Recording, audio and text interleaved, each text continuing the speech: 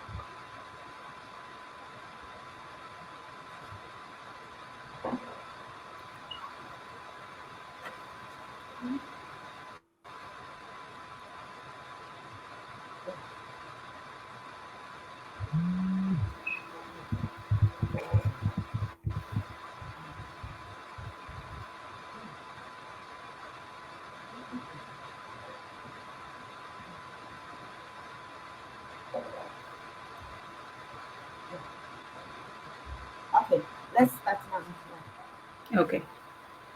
Hello, everyone, and good evening to you all. Welcome to our first edition of Yes to Healthy Life on Zoom. And this is going to be a weekly talk show to educate us on various health issues and social issues as well that affect our daily lives.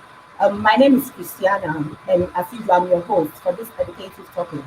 And I hope you share, like, and invite others to join us as we educate ourselves on this very important topic. Today, we have a very important guest with us who is going to educate us on this important topic, which is obesity and healthy eating. And I'm going to introduce her. She is a health nutritionist and a lecturer, and her name is Mrs. Hannatu Asiedu.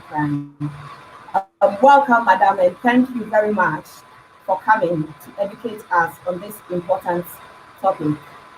Thank you. My pleasure. Thank you. My pleasure. Okay, today we're going to tackle on the topic obesity and healthy eating. We know this healthy eating is part of our daily lives, but sometimes we don't know how to go by it. I'll start my question on the obesity. When we talk about obesity, what is obesity? Okay. So, hello again to everyone. And it's a pleasure to be here to be part of this initiative and this program. So obesity is a condition where it's actually a clinical condition. So it's considered, some people might crudely refer to it as a disease, but essentially it's a condition where one has more weight than the body can actually deal with. For everyone, based on your makeup, there's an ideal weight that is supposed to be, that is ideal for your well-being to be considered as healthy. So just anything that is over, any weight that is over your healthy normal weight for yourself will you be considered, and obesity you'll be considered overweight. Now obesity is like the extreme end of it. So obesity is when one is extremely has gained extreme weight over what their healthy weight will be for a healthy life. Simply, that's how I put it. Oh, okay. Our next question is obesity common? It's very common. It's very common. In different parts of the world. Generally, it's a big public health issue for some time now, and especially in the West. So where we find ourselves in Europe and indeed in the UK, it's a big issue. So the statistics or the figures are something like over 60% of UK residents are actually overweight. And out of this, about 29% are actually obese. So they are that extreme end. So yes, it is very common. What it means is if over 60% are overweight and 29% are obese, it means when you see Wow. for every three people you see, at least one person um, is likely to be obese. That's how, and that's big. I mean, that kind of statistic is quite huge for a population, for any Wow. population. So that makes it common. Oh, okay. So what are some of the causes of this obesity, please? So, like I said in my opening comments, definition of obesity, obesity arises when one gains weight, more weight than they actually need to. And how do we gain weight? So, the one key way is with the food that we eat, the kind of food that we eat, and how we live our lives generally, how active we are. So if you're very sedentary, then you're more than likely to put on more weight than you need because, well, it's a very simple equation. When we eat, our body makes use of the food we eat and then turns it into energy and what we use in our daily activities, our body functioning. So if you look at the fact that whatever you put into your body will use. If it doesn't use, the body has been created in such a way that if it uses what it needs, whatever is left, it will keep it, in storage for a rainy day, so to say, for a day where, perhaps there's not much food and then they can use it. But remember, if, especially for those of us, if you're eating all the time and you're eating more than your body needs, then it will be storing more and you won't be using those stores. So it will just, and the body converts, stores that extra energy in the form of fat in the body, and that adds to the weight. But I must say also, our muscle is also part of the weight. But, essentially, what causes the problem that leads to, overweight and obesity is actually the fat, the excess fat that is stored in the body that we don't use. And a lot of the times they're stored in not very good parts of the body or not very desirable parts of the body. So then those cause issues. So it's mainly, food, the food we eat, what we pick to make up our food, and then how, active or sedentary we are. I must say also that there are factors, there are other factors, including, genetics, how one is made up. That also plays a role. And in fact, what if we take that as a topic and go into details, we will see that, the environment or all the other things outside our very makeup, it's like the proportion is about 40 to 60. So 40% of what we actually do, so, what we eat, how we behave, how we look after ourselves, our mental health, etc., whether we're having enough sleep, all of those environmental factors, all of those determinants, it's about 40%. And then essentially 60% is how you are made up in terms of your genetics. But then that doesn't mean, um, having that predisposition just means that you are at it puts you at more risk. It doesn't mean that you by all means end up there, if you see what I mean. It's just Yeah, yeah. good to know that so that you're able to look after yourself properly so you don't get there. So that's just the, because I know sometimes people say, oh, in my family, we're all big, we're all, Yeah, huge, yeah. etc. So you don't know, you don't, look after yourself. It is important. Having that knowledge is a fantastic tool to help you to actually prevent certain things. Okay. I don't know if you've heard about this. Some people talk about people who have big bones are likely to be obese. What Right. is that Yes. as well? So yes, so some people are big boned, as we say, like they look big than others. So Yeah, that, that's goes back to it's a follow up to what I just said a minute ago about how we are made up, our genetic makeup. Some people are generally, in some families, some people are generally, they look smaller than others. So when people say they're big boned, it's just, yes, the structure of their skeleton is slightly bigger than perhaps the average people in the population. But like everything else, there are extremes. Those who are on the lower side and then those on the higher side. But generally, there's a range that most people will be in. So of course, if you're big boned and the skeleton has some weight, it adds to the to our whole makeup. But that's not very significant when we're talking about obesity, because we measure, and some of the parameters or the indicators that we use to measure and assess that, it takes some of that into consideration. So somebody might look very big, but actually, when you assess them totally, maybe you look at the fat content, the muscle that they have and everything, compared to and people who are big boned, as we say, big boned, usually look, they might be taller, and the common indicator that we use for measuring weight actually is BMI. It may not be the best tool, but it's a very useful tool and a very common tool that we use to measure that. So and that takes into consideration one's height. So we could measure somebody, and they might be very tall and everything, but the weight they're carrying actually suits their height, so they may not be obese, or they may be overweight. Oh, okay. Okay. And can obesity affect our health? If so, how? How does it affect us? Oh, definitely. Obesity affects our health. Definitely. Obesity is one thing that puts us at risk of certain long-term conditions, as we will call them. So, very commonly, diabetes, heart disease, high blood pressure, and quite a number of cancers as well.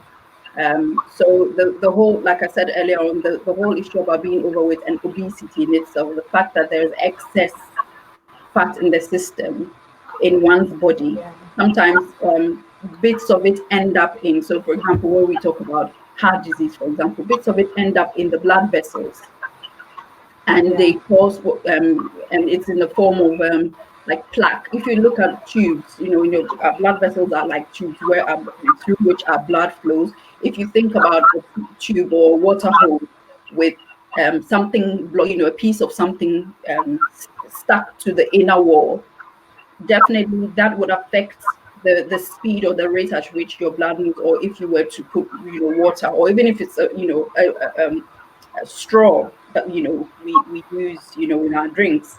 Imagine there's something stuck inside when you're trying to suck whatever drink it is. It will definitely impede impede it, and that's just one example of how excess fat in the system affects and leads to all those cardiovascular conditions. Diabetes, yes, excess fat in the system. I'm just using these two examples because they are the very common ones. These are very common long-term conditions that are associated with obesity. With diabetes, too much fat in the system actually reduces the efficiency of the hormone that controls the sugar in our body, and that's insulin, for most people would know. So that's the effect it has in some cases. So depending on what diabetes, in some cases it affects how effective your diabetes, your insulin will be acting, and in some cases it would even prevent it from being produced at all. So etc. We could go into that's a whole topic we could go into, diabetes and all that. Yeah. So it definitely affects our health. And then of course being obese, um, that excess weight has an impact on our mobility. So if you're carrying so much weight and you're not able to move very comfortably, it can Yeah. affect even your whole desire to move at all. So you have more difficulty moving, and then of course it affects your mental health because it has implications for our appearance. So it affects our Yeah. lives in various ways. And if you think about it affecting not just physically and medically, but even mentally, which is also linked to the physical. And then, of course, socially can affect you because if you're talking about appearance, and then we go into the issues of self-esteem, body image, etc. Sometimes people, end up not feeling confident enough to socialize. So then you have issues in that area. The social links, interactions are affected in that way. So definitely, it affects us in various ways. It's a huge issue. There's a question online. The person said, is obesity hereditary? Is obesity hereditary? So it takes me to the um, question of genetics and how we are made up. Yeah. I wouldn't say obesity is hereditary because one person in your family is obese. It means you are going to be obese. It just gives you that by all means, like I said earlier on, having that knowledge is a powerful tool to be able to guard yourself against that. So if so for some people they say, oh, when I eat, very small amounts, I put on weight. Maybe it's got to do with their metabolic rate. For others, they can eat Yeah. and they're fine, and the body, uses it very efficiently, and then they don't store that much. Then they use it very effectively. So those are the aspects of our system that are controlled by genetics, and then we go into hereditary. So those aspects. So you having that knowledge of, say, for example, your metabolic rate is very high, it means you're utilizing whatever you're eating very efficiently. So, that's good. But also having the knowledge that your metabolic rate is low, for example, and which could be also as a result of another condition. It could be maybe issues with the thyroid, etc., all other things. Having that knowledge then helps you to be able to know how to manage your life. So, for example, you watch what you eat. If you need more exercise, perhaps if Christina is doing 30 minutes, maybe I need to do 45 minutes so that I make sure that I get my body working better to burn off that energy that's in my system. So as far as hereditary, that's how I would answer it. I hope it makes sense in that way. I don't want it to. I mean, it's very easy for people to say, "Oh, it's hereditary because my parents had it or my mother had it. My mother was it. It means I can't help it." I think the whole essence of doing this is to empower us to be able to make the right choices to avoid the fatality. Really, so that would be my answer for that. Okay. So can it be cured? Can we cure obesity? Yeah. Well, yes, largely yes, but of course there might be instances, extreme cases where it becomes very difficult to manage, and therefore, sometimes you might get people ending up on the extreme end of actually even losing their lives. But generally, obesity could be managed mainly or primarily through the diet, what we eat. It's just what you put in is what your body is going to put out or display essentially. So yes, especially except that it's quite easy to build it up, and it's quite quick and sometimes not very obvious when you're putting it on until you get to a point where you can see that you're going into the body is over the weight, your ideal healthy weight. And sometimes it can be challenging to reverse that, but it is possible. Definitely possible.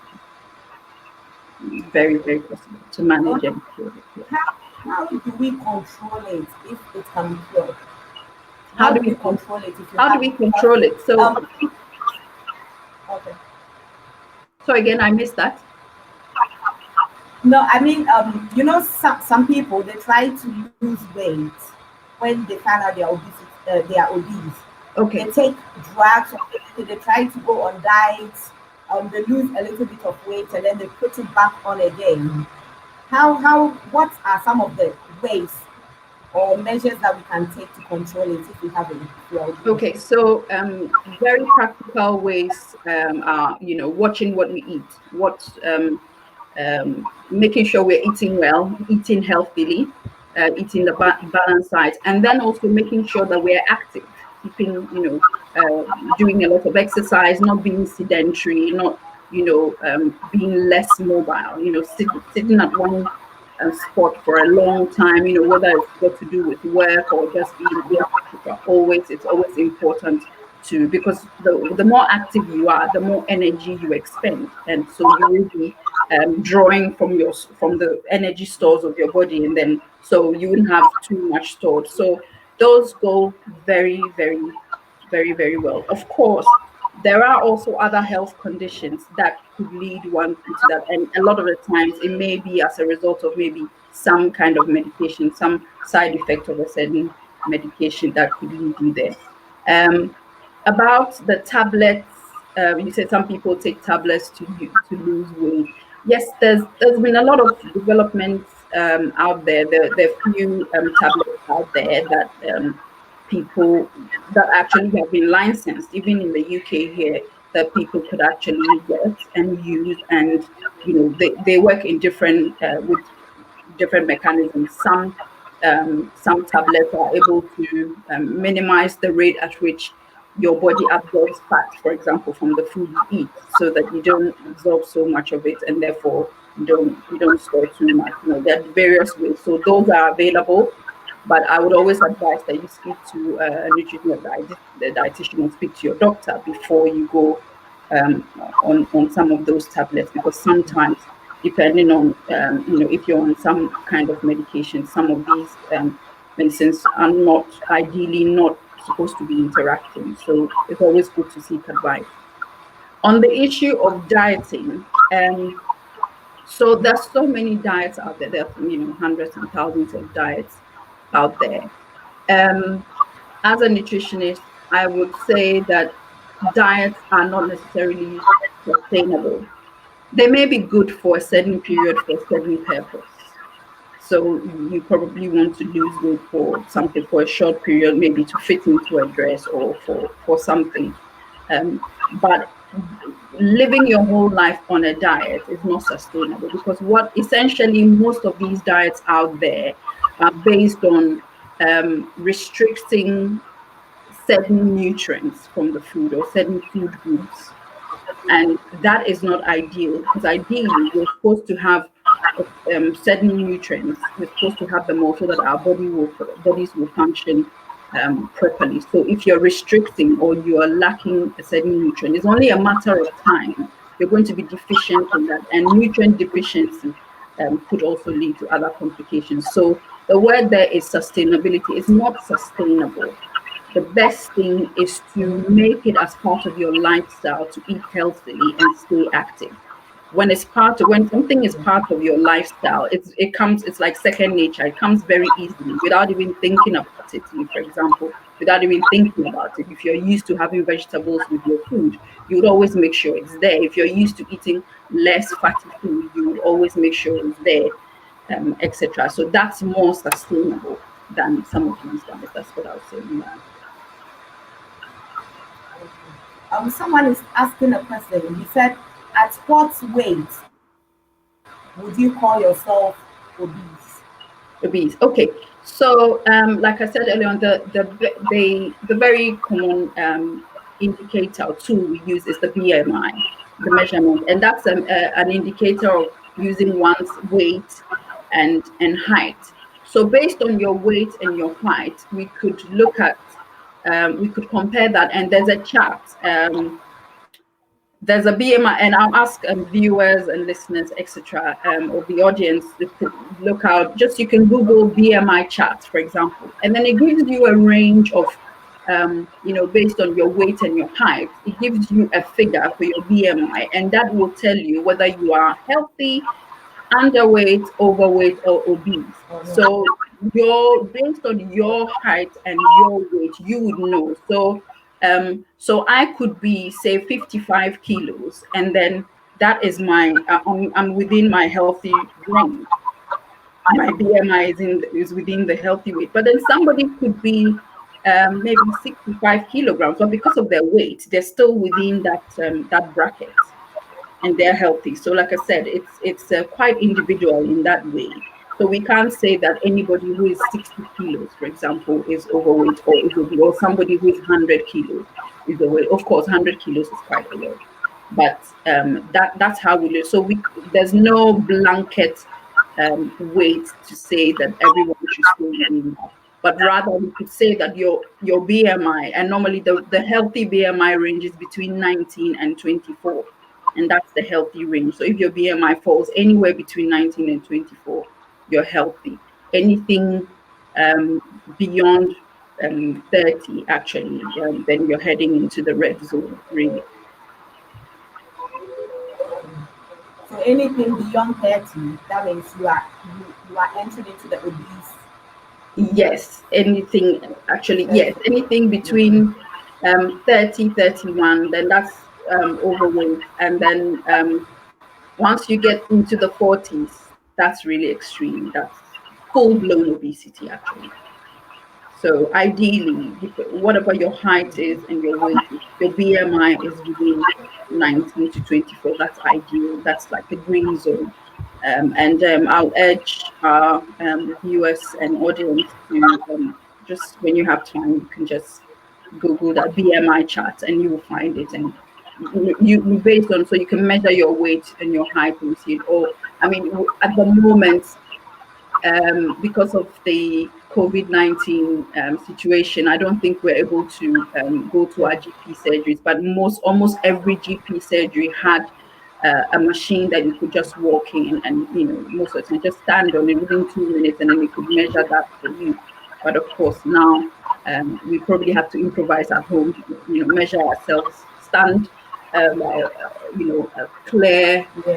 wall in your house and mark it and then find a tape measure or something. If you have a bathroom scale, weigh yourself and then you could always work it out and then you know where you are. So that's DIY there until such time we can go in and speak to a GP. But of course, if I think it's also good that if you're able to measure that and you think you're falling within the danger zone, then you could still speak to a GP and then or a nurse or a dietitian or a nutritionist for some help. Yes.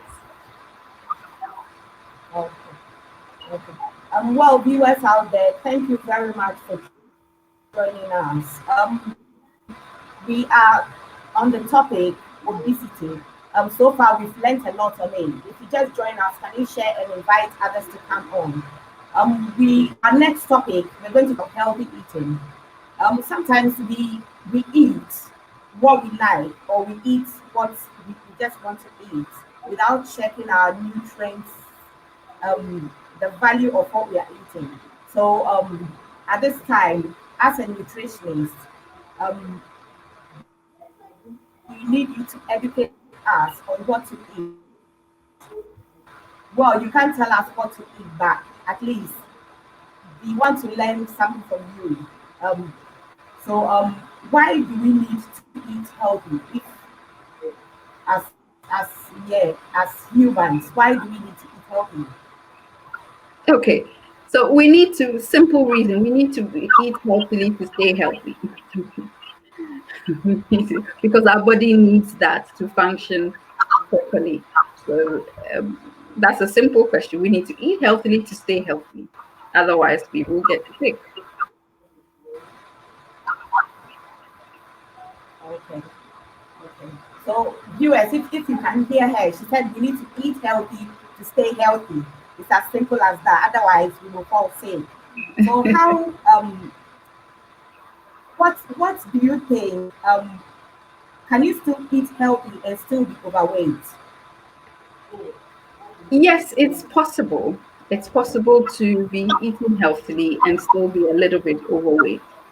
Um, and that's mainly because sometimes for some people who find themselves in that situation, that's mainly because they they probably are building more muscle than what is making up their weight is more of muscle than than fat, than excess fat that's been stored into the in the body. So and all of these can be looked at, and that's why I said that, well, the BMI indicator, that measure, is it's a good tool. It's not the most perfect one in the world, but it's a common one that we use. But also one limitation of it is that sometimes you can't tell, it doesn't distinguish between what is making up the weight, which is either muscle or fat. But you can speak to a professional, whether it's a nutritionist, nurse, doctor, etc. They can go further and check, and then there are further assessment tests that could be done to actually calculate every aspect of your body. So your fat content, your muscle content, everything can be checked, and then you'll be able to tell. Most of the time, people who may be slightly overweight and don't actually have fat, and a lot of it is, especially with athletes, because athletes build a lot of muscles. We actually for because of the strenuous activity that they're involved in, you actually need a lot of muscle. So athletes may tend to have that kind of issue. It's not because they have fat.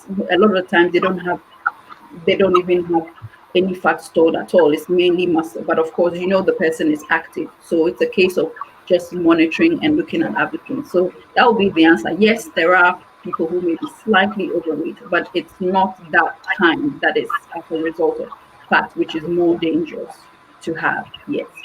And I just wanted to add about healthy eating, or maybe I'm not sure if you're going to ask, but I thought I'll just drop it here about what Yeah, yeah, constitutes that's fine. eating.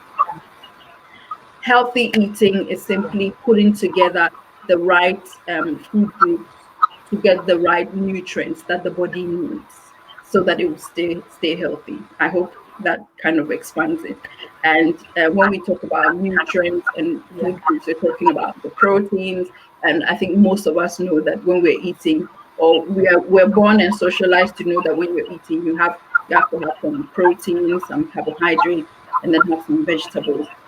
Those are these three main groups that have the main nutrients that we need for the body, because protein, of course, for building up the organs, the tissue. Carbohydrates is where the body actually takes a lot of its energy, or most of its energy from. And then there's a bit of fat that goes with our food as well. And then of course the fruits and vegetables, because they have fiber, which is very, very important in terms of our body digesting food. And then of course they contain a lot of the minerals and vitamins that we need. So these are it's just putting all of these food groups and nutrients properly in the right proportions, in the right amounts, so that your body could benefit from it, properly, and then stay healthy. So that's just basically that's what healthy eating is, having it balanced. there's a question up here. The person said, coming from Africa, to be precise, Ghana, my food is full of starch. Please, how do I balance my health in Ghana compared to the UK? Okay. Yeah, so that's a very good question. I know a lot of the time people wonder, oh, this is, I mean, like I said, we are socialized to eat in a certain way, that we're used to certain foods. And yes, I agree, for most Ghanaians and most West Africans, or most Africans, a lot of our food is very, very starchy. But then comes them to make it as healthy as possible. Like I said earlier, and I hinted, is about the proportions and how we put them together. So you need a certain amount of starch in your food every time. You definitely need it. You need carbohydrates. So starch is a type of carbohydrate. And then you need some protein. And then you need a little bit of fat, just a little bit. And then you need your fruits and vegetables, which will give you your minerals and vitamins. So the question here is about the amount, the quantity, and the portion. So I suppose, coming from Ghana, um, if I could use an example, say a nice meal of kinky or banku. It depends on how much you have in terms of your portion, your quantity, and also depends on what goes with it. So if you're having your kinky with fish, for example, and with some pepper, how about adding some vegetables? So we've talked about these main groups: proteins, carbohydrates, and fruits and vegetables. How about adding some vegetables to it? And then that balances what you're eating.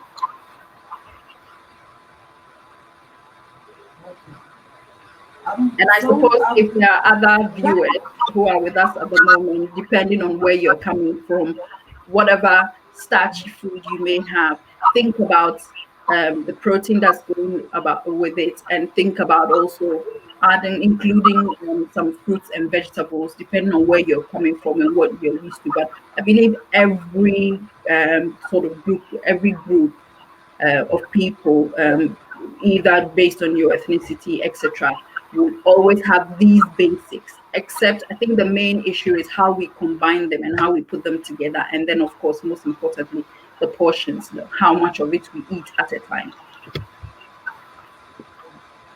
Okay, I was going to tackle the um, the eat well guide, but Eat there's well. a question here. The person said, does counting calories in our meals does it make us healthy? Okay, so in different parts of the world, some people count calories to look at, how much they're putting into their body to be able to look at how much they're expending, etc. So, and counting calories, it takes a lot of reading labels, for example, because most of the time most of the food we get from the supermarket, and that's the whole topic of label reading, actually reading labels Yes, on food that we get. the So calories. some people, and by law, every food that is sold out there, so manufactured food, has to have certain information. So, and the calorie information is one thing that's there. The energy calorie is simply the energy that you would expect to get from, say, a piece of food item. Now, some people can be very meticulous and very particular about how much. I mean, say if a slice of bread is 50 calories, and and then maybe fried egg is this. They're counting and looking at how much they're taking in, and then looking at how much they're actually expending in terms of their activity. So some people are fond of doing that, but I must say that, and it does work for some people. But I must say that in the UK, which I'll use the UK context here as my reference point. In the UK, there's not a lot of calorie counting. In fact, it's not really encouraged in the UK, but rather the very, very useful tool that we have is the Eat Well guide to guide us, to help. It's a guide, like as it says, it's the Eat Well guide to guide us in terms of how to put our food together, Yeah, to make it as healthy as possible and make this whole thing a lifestyle. So, and the Eat Well guide doesn't look at calories of food; it just looks at groups of food. So again, I would urge viewers to just Google Eat Well guide, and it will come back. It will come up. It's simply a circular picture or diagram, which like a piece of pizza with different sections, and it tells you, you've got vegetables and fruits and vegetables. Then you've got the starchy food, then the dairy, then the fat, and then the proteins, and then you've got out around it a few other things, in terms of fluids or water you should drink, and then of course the highly processed foods outside of that circle. So the whole idea is to they're put in those proportions to give us an idea that imagine that circle was your plate. What proportion of it ideally should be vegetables, and what proportion should be protein, and what proportion should be the other food groups that you will put together in your food. And that, if one makes it as part of their lifestyle, it's in the long term would sustain your health in that way in terms of your weight. So that's what I'll say. I mean, calorie counting in other places. I know that in America there's a lot of calorie counting. I mean, that's very common. But over here, and mostly in the UK and in other parts of Europe as well, it's more of the actual food and what the Eat Well guide kind of recommends and or suggests for us. okay. There's another question here. The gentleman says, I wasn't putting on weight whilst in the UK, but when I came to Ghana, I started gaining weight. I'm very careful with my portions. So what's causing the weight gain? That's very interesting. That's a very interesting question. I wonder what he's eating. He's watching his portion. He might be watching his portions, but what is going into this portion? It could be a very maybe he's having very fatty pieces of grilled pork, for example, and that has a lot of animal fat. Is he having a lot of Yeah. chicken with a skin on it that has a lot of fat? So yes, it might be a small piece, but compared to something else, it may have a lot of it. So Um, Perhaps if this person has, more information, we could go into it. But yes, but also on a more serious note, sometimes the environment in which we find ourselves could also tilt, our behavior sometimes. Could it be that while in the UK was more active, and then now in Ghana is not very active, so you're not expending the energy that you're putting in the body? Could be well be. I agree that certain parts of the world are more fast paced than others. So, in some Yeah, parts of the world, everything is slightly, relaxed, I would say. So, you can take it easy. You don't have to run and catch a bus. You don't have to. You don't have to be in too much of a hurry to miss that train. So that exactly. could be. That's probably too relaxed. Okay. Let me ask a question about our water intake. How many liters of water do you think as a normal human being can take a day? Okay, so again, making reference to the Eat Well guide, and I must say here, just a comment that the Eat Well guide is a very useful tool that the Public Health England has put out and for the people of the UK. But I must say that it's very, very much applicable to any part of the world, and I would recommend it to anybody anyway. So because I recognize that some of our viewers may not necessarily be based in the UK, they could be in Australia anyway, but then it's a very important tool to use. Now, according to the E12 guide, it's recommended that we have 6 to 8 glasses of water a day. A standard glass is about 250 mils of water. So that translates to about 1.5 to 2 liters of water in a day while you are awake and going about your day. That is the recommended amount of water or fluid, if I would say fluid, and that includes maybe some fruit juice, but not smoothies. That should be limited, and fruit juices are limited to about 150. So just small amounts. The only reason is because there's a lot of sugar in there already, and sugar would add to your carbohydrate intake and make it and take it out. But water doesn't have any calorific value, but it's very good for the system to function very well. It's needed for digestion, etc. You have to stay hydrated. The body has to stay hydrated properly. And in fact, in other parts of the world where it's hotter, for example, especially around the tropics, where it's very hot. Indeed, you need more than that. Your body will be craving for more. And yes, by all means, you can have that. So this is like a minimum. And of course, even in the UK, during the summer months, we find that most of us drink more water than in the winter.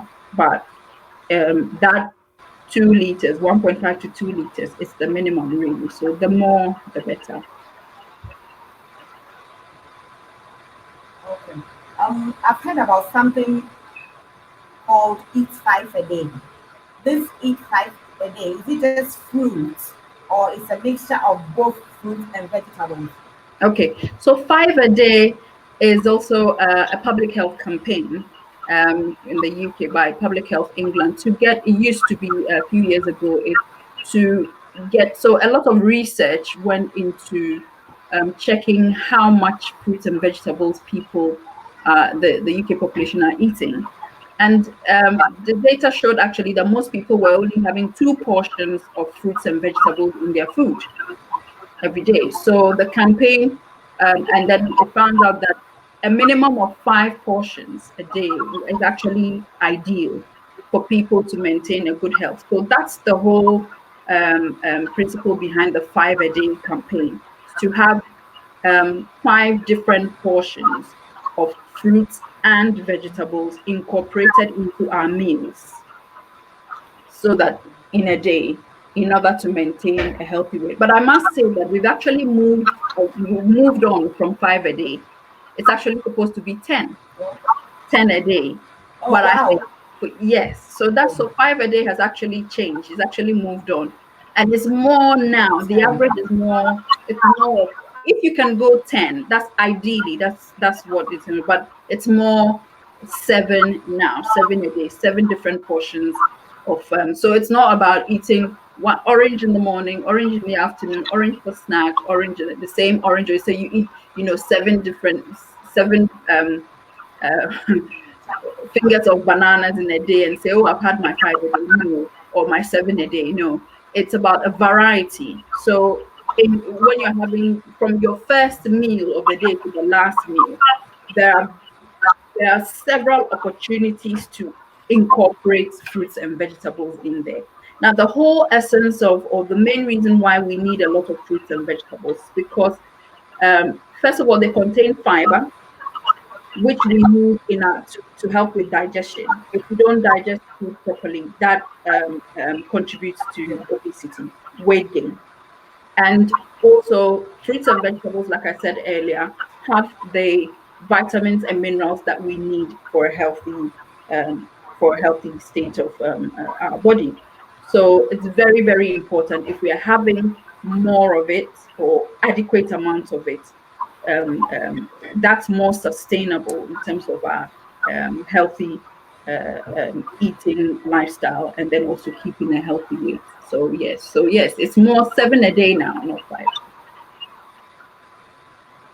Okay. There's a question here from um, some of our viewers here. And the first one says, do we accept that some people may be technically obese, not through unhealthy eating, but through hormonal imbalances, ill health, or genetic? How do we give a positive message to those people? Yes. So I mentioned earlier on in the program about the role of genetics, and genetics could also influence hormones. Yes. So hormonal changes, indeed, at different stages of our lives, there are different, hormonal imbalances. And I mentioned earlier on that due to certain other health conditions, some people may end up being overweight than they would desire.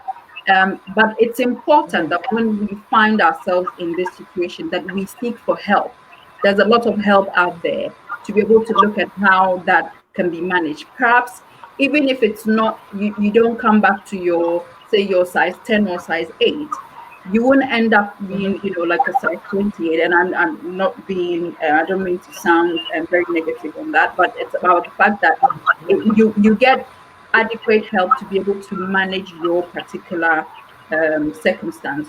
So if it's got to do with a health condition that's causing that, and if it's because of the medication, for example, these are discussions you can have with a health professional, either a doctor, a dietitian, etc. And then we could look at whether sometimes some people are on some medication for a very long time, and some of the side effects could be weight gain. But then perhaps if whatever condition that medication is dealing with, if it's being responsive and it's been positive for a while, perhaps you could have some sort of break. But all of these discussions have to be done with a health professional. So yes, it's not all negative. People, and I've mentioned earlier on that it's not just, some people um, just don't get up and then get overweight. But the most important thing is to get help and to be aware of where you are, and then be able to take the necessary steps, yes, to manage it. And I would like to emphasize here There's that another there is a question. lot of help out there, and I would advise people, I would entreat and encourage people to um, seek help out there if they think they're not managing things properly in terms of weight. Okay. Okay. There's another question here. She said, does drinking more water make you gain weight? Not necessarily. If as long as your kidneys are working very well, your body, when you drink water, your body uses what it needs, or it's up to the amount that the body can sustain. The water works, as long as they're very efficient, they'll get rid of what you don't need. But remember, in the process as well, one thing that water also does, it helps with detoxing the body. So in the process, it gets rid of those substances that you don't actually need in the body. So it's actually a good thing. But water in itself will not necessarily make you gain weight. And I mentioned earlier on that water doesn't have any calorific value. So water doesn't add to the energy that you put into your body. The in terms of Okay. calories, it doesn't. So water will not make you gain weight. but it will actually keep you alive. It will sustain you, even if you were not eating for a long time. The fact that you're hydrated and you're drinking water, that would actually keep you alive. So it's very important. Yeah. And then I want us to talk about eating in portions. Yes. Like some people eat bits like five a day, and then some people eat like huge amounts, like twice or once, or maybe they skip breakfast and then they eat big for lunch, and then they eat sometimes even late eating as well. Yes. We will come to that, but what do you say about this kind of eating? Is Okay. So we're smaller talking portion about, better than?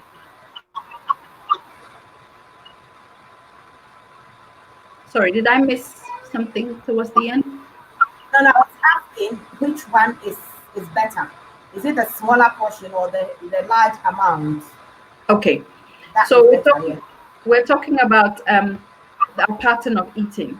Now, ideally, it's better to eat smaller amounts several times than eat huge amounts, just at a go. So, for example, you just have one or two very heavy meals in a day instead of spreading it out equally.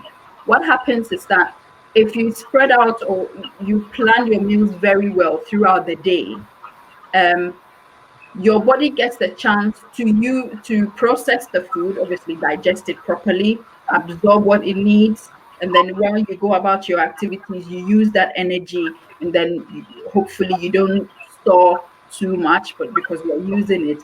And then when the body needs Yeah. food again, it tells you. So the body, we it's important that we listen to us, our bodies as well, to listen to our the Yeah. messages that our brain sends to us in terms of hunger and etc. That is more sustainable and better than, say, just having one very big meal in a day. So you don't eat, say, in the morning, you don't eat in the afternoon, and then late in the evening, you're eating a very huge amount. What you've done, you've actually kept the body craving for food or waiting for food for a long time. So the moment you get food, and you know what, eating is not just the food you put on, but even how it's presented, how you see it. Straight away, messages are sent to your brain, getting your body ready to process it, etc. So having that long period of not eating makes one feel like you've lost out so much, and you feel like sometimes there's that expression that you feel you can eat a horse. It literally meaning that you feel you can eat everything that you can come across. But actually, no. What you're doing at one point, and one very common negative of that is that it sends your sugar level so high, of your blood so high, because you put in so much at a time that sometimes the body is not, if your body is not able to mop it up quickly and manage it properly, that could then lead to, very a form of diabetes, and that's not good. So eating small portions in a day is better than actually. The short answer is better than eating heavy meals, maybe one or two.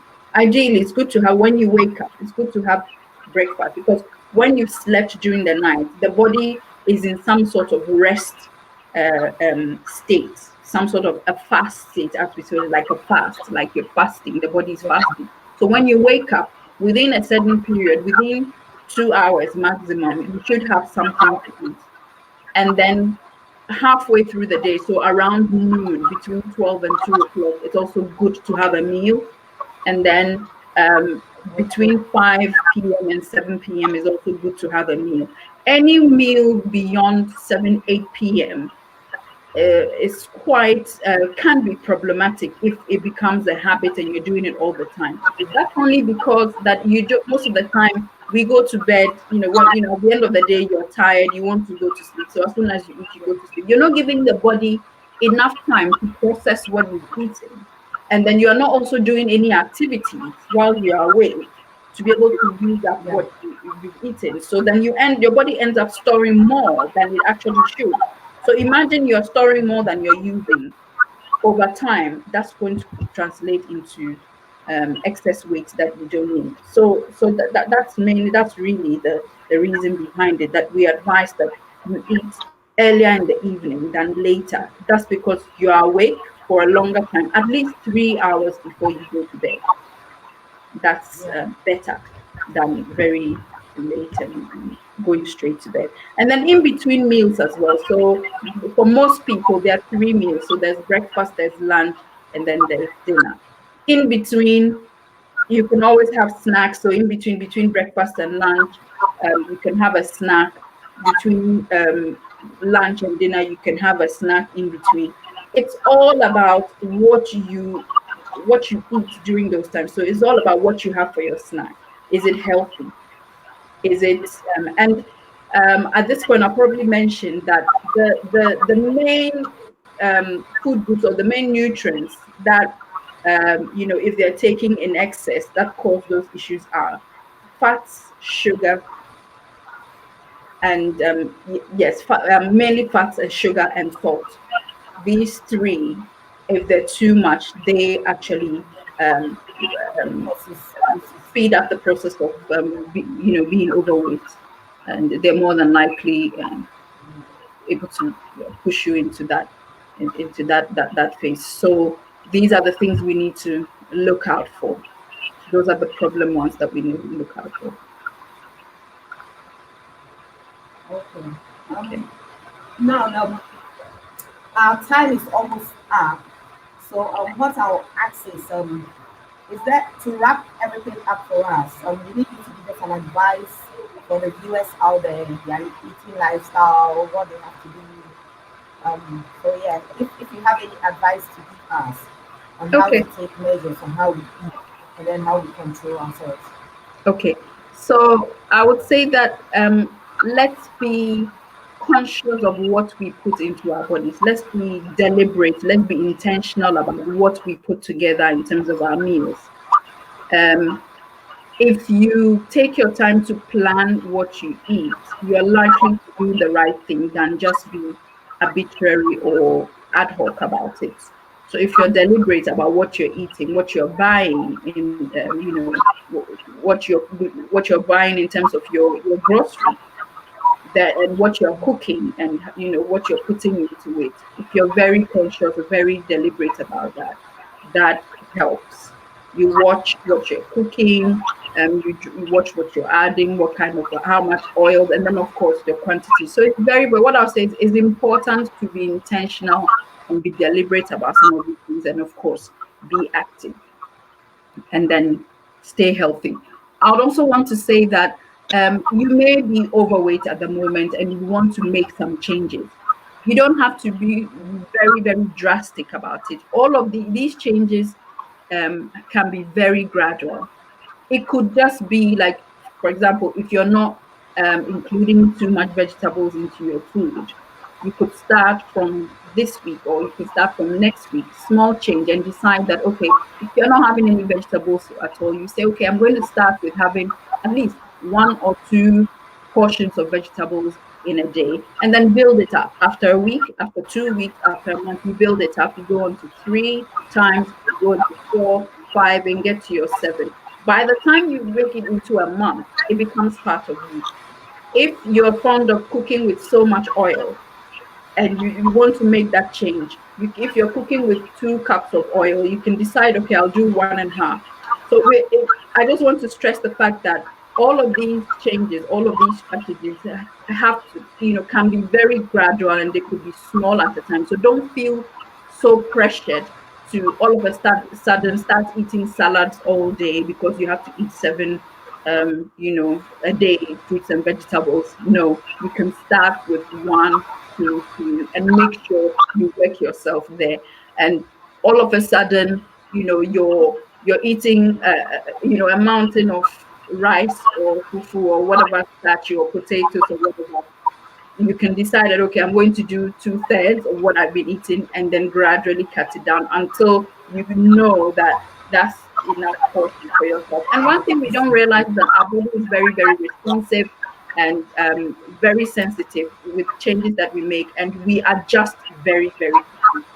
And then lastly, I just want to say that everyone should, stay safe out there, in the times we find ourselves with the very, very infectious, contagious COVID-19. Please, please, please be sensible, be wise, and keep the highest hygiene habits that you can. Wash your hands, stay away from too many large gatherings, and then just protect yourself. Okay, thank you very much. Thank you so much for your time. My And pleasure. thank you for Welcome. educating us. Thank you for educating us. And viewers out there, thank you all for watching. We'll be back here on Friday, same time, 7 p.m. UK time and 6 p.m. Ghana time, to discuss yet another great topic from a great health professional all the way from Ghana. So I would just like to say thank you and then see you on Friday, same time. Thank you and bye.